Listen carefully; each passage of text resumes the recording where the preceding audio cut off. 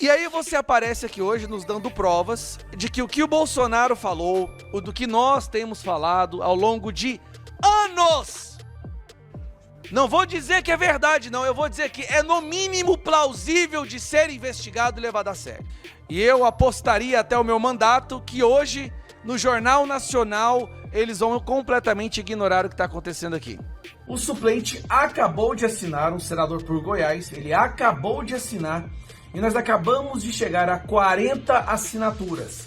Falta uma assinatura para alcançarmos a maioria do Senado, que quer Alexandre de Moraes fora do STF. Olá pessoal, sejam bem-vindos. O meu nome é Bruno. Se você gosta e apoia o nosso conteúdo, então deixa o seu like e inscreva-se no canal.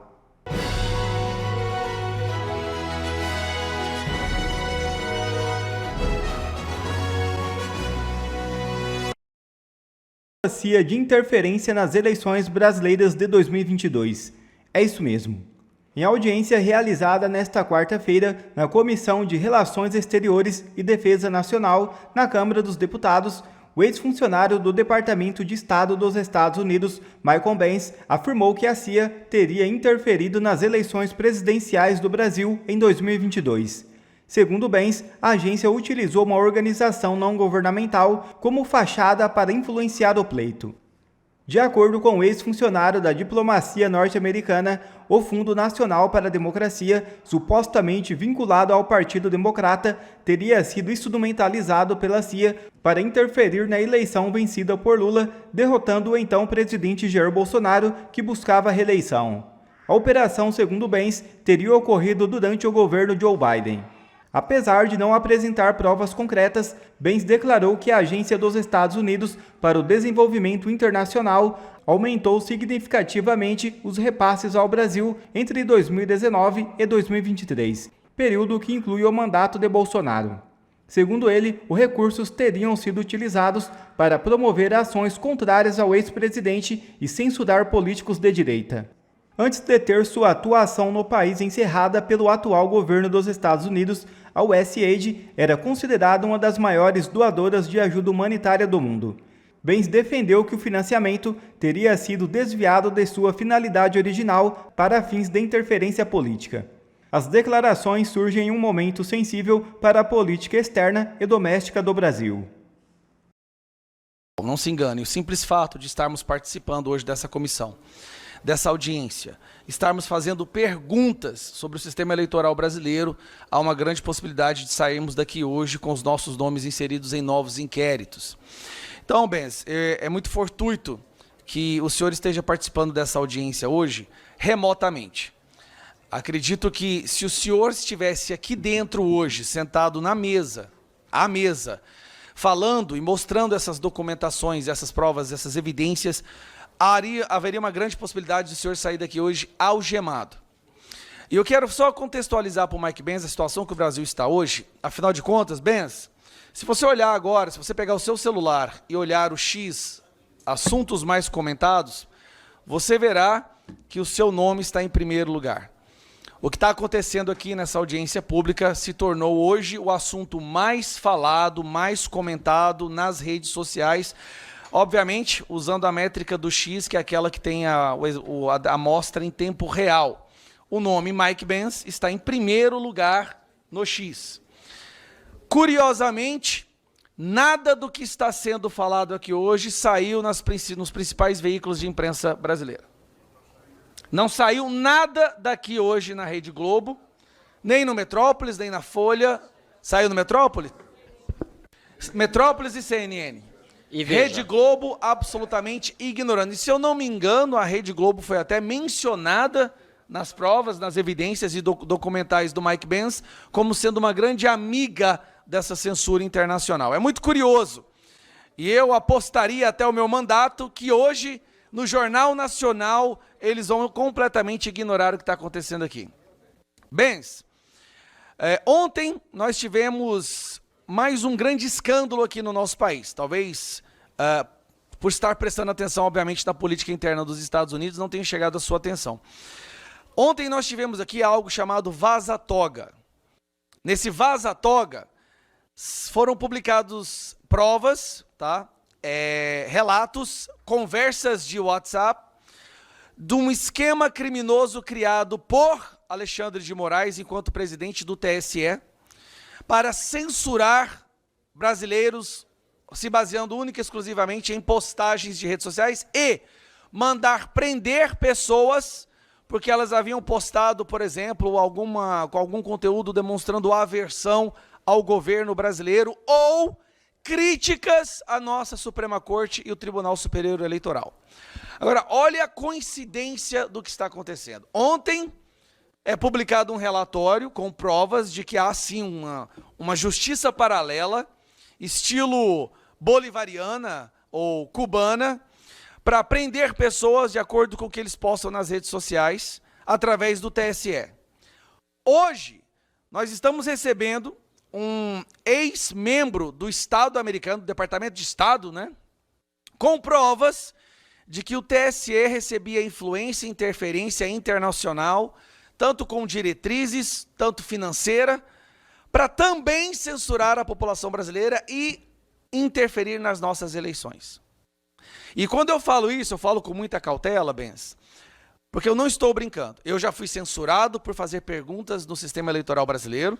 Não só eu, mas vários dos que estão aqui agora, tá? Vários. Eu acho que o deputado Osmar, Girão, quem está presidindo agora, o Van Hatten, Marco Feliciano, Mário Frias, olha só, todos que estão aqui agora foram censurados por questionar o sistema eleitoral brasileiro. E por que eu estou dizendo isso, Bens?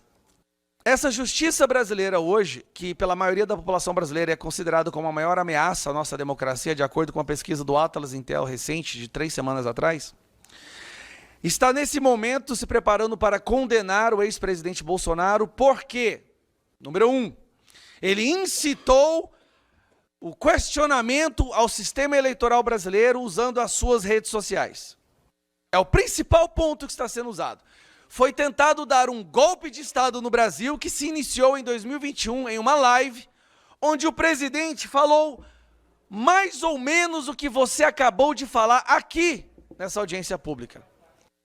Com provas, com inquéritos abertos, uma investigação sobre um possível hackeamento no sistema eleitoral, que ficou 6 meses dentro do sistema, chegando a ir ao código-fonte e várias outras denúncias.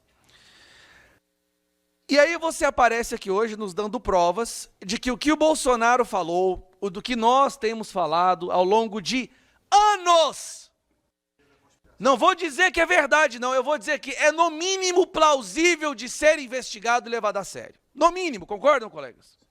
Ninguém aqui vai falar nada além disso.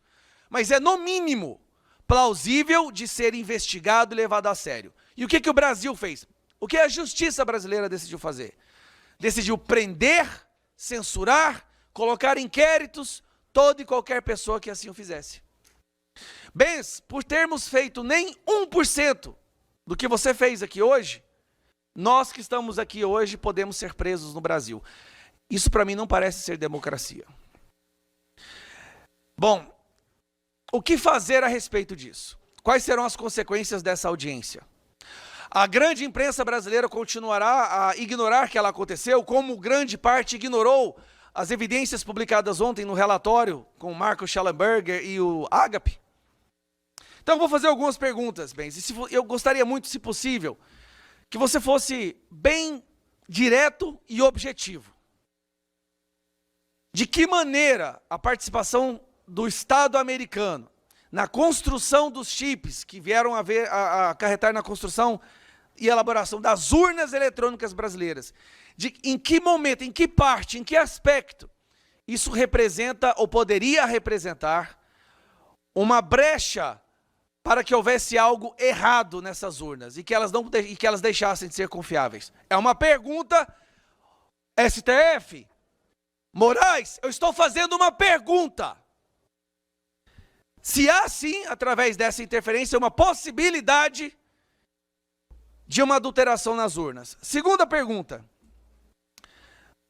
De que maneira, de forma objetiva, por favor, de que maneira todo esse lobby feito pelo National Endowment for Democracy, USAID, CEPS e todas essas agências americanas que financiaram a censura no Brasil, de que maneira elas contribuíram no lobby para elaborar leis de censura e decisões da nossa Suprema Corte.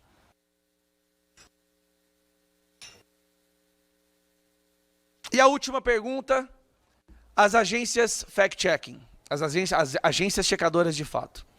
De que maneira, de forma objetiva, para a gente poder realmente alcançar o maior número de pessoas, de que maneira o Estado americano, debaixo do governo Biden, interferiu na criação, financiamento, gestão dessas agências checadoras de fatos que censuraram a população brasileira quando nós estávamos falando a verdade. Verdade como Lula a favor do aborto, Lula a favor das drogas, Lula é amigo de ditadores. De que forma essas agências checadoras de fatos interferiram no discurso brasileiro? E a última pergunta. Se você fosse um cidadão brasileiro, sabendo de tudo isso que você sabe hoje, você acreditaria no resultado das urnas de 2022? Se não, o que você faria a respeito? Obrigado, Mike. Era isso as perguntas que eu tinha. E o líder da oposição na Câmara dos Deputados, o deputado Luciano Zucco, disse que falta apenas uma assinatura para que o Senado possa protocolar um pedido de impeachment contra o ministro Alexandre de Moraes. O senador Messias de Jesus foi o 40º a assinar o documento e a senadora Ivete da Silveira também confirmou apoio. Parlamentares como Nicolas Ferreira e Zucco ainda tentam convencer mais um nome de senadores para atingir um número mínimo de 41 assinaturas. Caso o pedido seja aceito, será então a primeira vez que o Senado vai analisar um pedido de impeachment de um ministro do Supremo Tribunal Federal.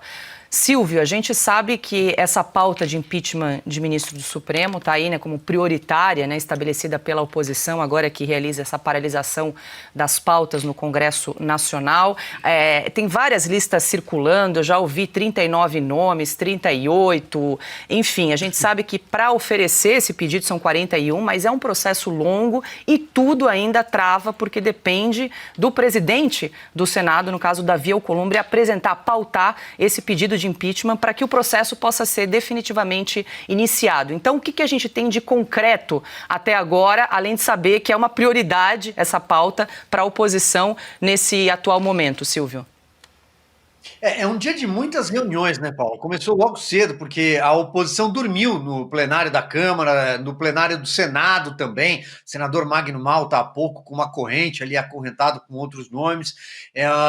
Ademais, o próprio presidente da Câmara, Hugo Mota, tentou utilizar um auditório e a oposição correu para lá também para impedir. Ele queria abrir uma sessão fora do auditório do plenário, já que o plenário está interditado, entre aspas, porque a oposição está, sim, obstruindo de verdade para que não seja aberta a sessão ali. E também a oposição correu para lá. A última ameaça, pelo menos o que os deputados e senadores estão dizendo ao longo de todo o dia, não só que conversam com a Oeste, mas também eles estão nas redes sociais de forma muito intensa, é que o Hugo Mota abriria uma sessão virtual. Não sei, seria a primeira vez na história também. Em relação ao Senado, vamos falar do impeachment do Alexandre de Moraes. O gesto que a oposição, e talvez não seja mais só a oposição, porque uma parte desse centrão aderiu à ideia de impeachment do Alexandre de Moraes, é reunir metade mais um, né? Metade do Senado mais um, seriam 41 senadores. O número mais próximo da realidade é justamente esse, 40, porque tem um senador, Messias de Jesus, que está licenciado, mas é a favor. E a senadora de Santa Catarina, que você acabou de mencionar, ela é viúva do Luiz Henrique da Silveira, que foi governador de Santa Catarina, talvez algumas pessoas se recordem.